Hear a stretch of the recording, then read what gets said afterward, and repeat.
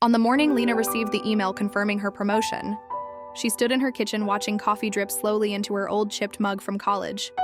Sunlight stretched across the counter. Catching dust she always meant to clean but never did before work. She read the email 3 times. Senior Project Director? The position she had imagined during late nights, long commutes, and weekends spent working while her friends shared photos of vacations and birthday dinners. Her phone quickly filled with congratulations. Her manager called her a natural leader. Her mother texted, "I always knew you would do it." Her best friend Maya sent a voice message that started with excited screaming and ended with, "Dinner tonight, you're celebrating." Lena smiled at the messages, but the smile felt distant. She sat at her small dining table that doubled as her workspace. She waited for excitement to arrive, but instead there was only quiet. At work, her team applauded during the morning meeting. Someone brought pastries. People praised her dedication.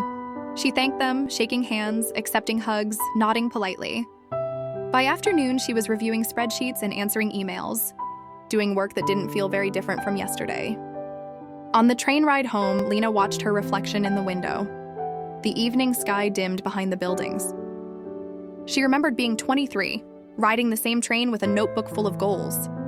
At the top of one page, she had written, "Become someone important." That night at dinner, Maya talked about a pottery class she had just started. "My first bowl leaned so badly it looked tired," Maya laughed. "But it was fun. I forgot about everything for 2 hours." "That sounds nice," Lena said quietly. Maya studied her for a moment. "You okay?" "Yeah," Lena replied. "Just tired." Maya nodded, gently squeezing her hand across the table. Weeks passed. Lena adjusted to her new role. More meetings. More decisions.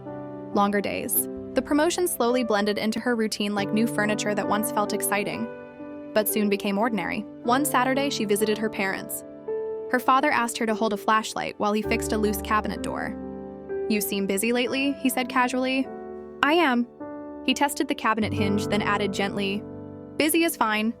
Just don't forget to live inside your days, not just move through them." The sentence stayed with her long after she drove home. A few days later, while searching for gloves, Lena found an old storage box. Inside were photos, ticket stubs, and her old notebook of goals.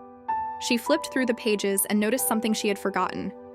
Between career goals were small wishes. Learn to cook 3 meals from scratch. Call Maya more often. Watch the sunrise near the water. Volunteer somewhere once a month. She sat quietly on the floor, feeling something soft and warm rise in her chest. Not regret, just recognition. The next morning, she woke early and walked to the waterfront she had passed hundreds of times but never stopped to see. The city was quiet.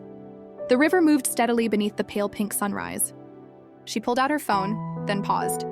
Instead, she simply stood there, breathing in the cold air, listening to the distant hum of a ferry, watching the sky brighten without asking for attention.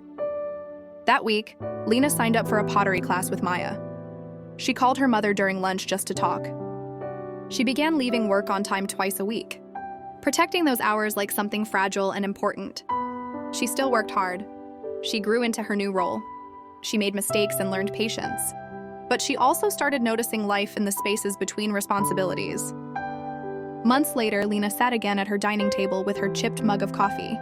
The same sunlight stretched across the counter. The chair creaked as she leaned back. This time, she didn't wait for excitement to appear. She simply noticed the calm. The quiet balance between who she worked to become and who she was still allowing herself to be. And slowly the emptiness didn't disappear. It softened into something wider, something gentler, something that felt like peace.